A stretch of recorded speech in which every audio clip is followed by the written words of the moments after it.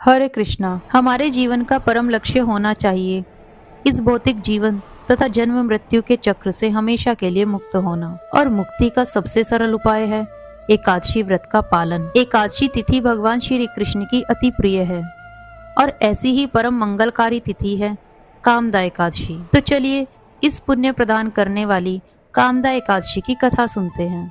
लेकिन उससे पहले अगर आपने चैनल सब्सक्राइब नहीं किया है तो अभी जाइए नीचे सब्सक्राइब बटन पर और उसे क्लिक कीजिए।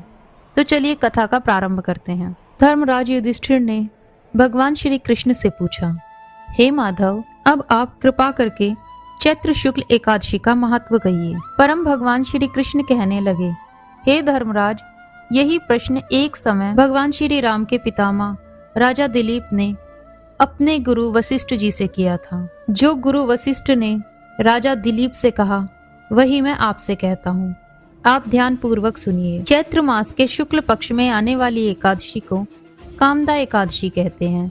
इस व्रत का पालन करने से समस्त पाप नष्ट हो जाते हैं और व्रत के पालन कर्ता को पुत्र की प्राप्ति होती है। और इस प्रकार भगवान श्री कृष्ण ने कथा कहना प्रारंभ किया। प्राचीन काल में भोगीपुर नामक एक नगर था। वहां पर अनेक ऐश्वर्यों से युक्त पुंडरीक नाम के राजा राज्य करते थे। भोगीपुर नगर में अनेक अप्सरा, किन्नर तथा गंधर्वों का वास था। इस राज्य में ललित नाम का गंधर्व अपनी पत्नी ललिता के साथ अत्यंत वैभवशाली घर में निवास करता था। उन दोनों में अत्यंत प्रेम था। वे दोनों एक दूसरे के बिना व्याकुल हो जाते थे। एक समय पुंडरीक की सभा में अन्य गंधर्वों सहित ललित भी गान कर रहे थे।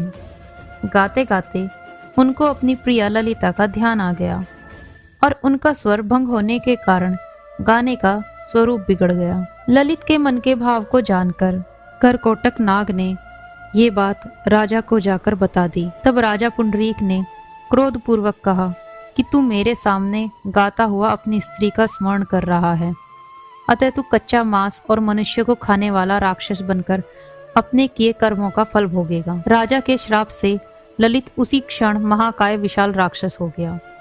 उसका मुख अत्यंत भयंकर, नेत्र सूर्य चंद्रमा की तरह प्रदीप तथा मुख से अग्नि निकलने लगी।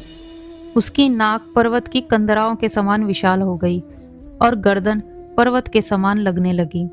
सिर के बाल पर्वतों पर खड़े वृक्षों के समान लगने लगे तथा भुजाएं अत्यंत लंबी हो गई। कुल मिलाकर उसका शरीर 8 योजन के विस्तार में हो गया। इस प्रकार राक्षस होकर वह अनेक प्रकार के दुख भोगने लगा। जब ललिता को इस बात का ज्ञान हुआ तो वह अत्यंत दुखी हुई और वह अपने पति के उद्धार के विषय में सोचने लगी। ललित राक्षस की योनि में अनेक प्रकार के दुख सहता हुआ घने वनों में रहने लगा। उसकी स्त्री उसके पीछे पीछे जाती और विलाप करती रहती। एक बार ललिता अपने पति के पीछे घूमती घूमती विंध्याचल पर्वत पर पहुंची, जहां पर श्रृंगी ऋषि का आश्रम था। ललिता शीघ्र ही श्रृंगी ऋषि के आश्रम में गई और वहां जाकर विनीत भाव से प्रार्थना करने लगी। उसे देखकर श्रृंगी ऋषि बोले, तुम कौन हो और यहाँ किस लिए आई हो? ललिता बोली कि हे मुनि, मेरा नाम ललिता है।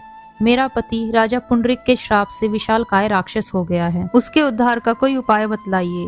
श्रृंगी ऋषि बोले कि हे गंधर्व कन्या, अब चैत्र शुक्ल एकादशी आने वाली है, जिसका नाम कामदा एकादशी है। इसका व्रत करने से मनुष्य के सब कार्य सिद्ध होते हैं। यदि तू कामदा एकादशी का व्रत कर उसके पुण्य का फल अपने पति को दे दे तो वह शीघ्र ही राक्षस योनि से मुक्त हो जाएगा और राजा का श्राप भी अवश्य शांत हो जाएगा। मुनि के ऐसे वचन सुनकर ललिता ने चैत्र शुक्ल एकादशी आने पर उसका व्रत किया और द्वादशी को ब्राह्मणों के सामने अपने व्रत का फल अपने पति को देती हुई भगवान से प्रार्थना करने लगी, हे प्रभु, मैंने जो यह व्रत किया है इसका फल मेरे पतिदेव को प्राप्त हो जाए, जिससे वह राक्षस योनि से मुक्त हो जाए। एकादशी का फल देते ही उसका पति राक्षस योनि से मुक्त होकर अपने पुराने स्वरूप को प्राप्त हुआ। फिर अनेक सुंदर वस्त्राभूषणों से युक्त होकर ललिता के साथ विहार करने लगा। उसके पश्चात वे दोनों विमान में बैठकर स्वर्गलोक को चले गए। भगवान श्री कृष्ण कहने लगे कि हे राजन, इस व्रत को विधि पूर्वक करने से समस्त पाप नष्ट हो जाते हैं तथा राक्षस आदि की योनि से भी छूट जाते हैं। संसार में इसके बराबर कोई और दूसरा व्रत नहीं है। इसकी कथा पढ़ने व सुनने से वाजपेयी यज्ञ का फल प्राप्त होता है। हरे कृष्णा।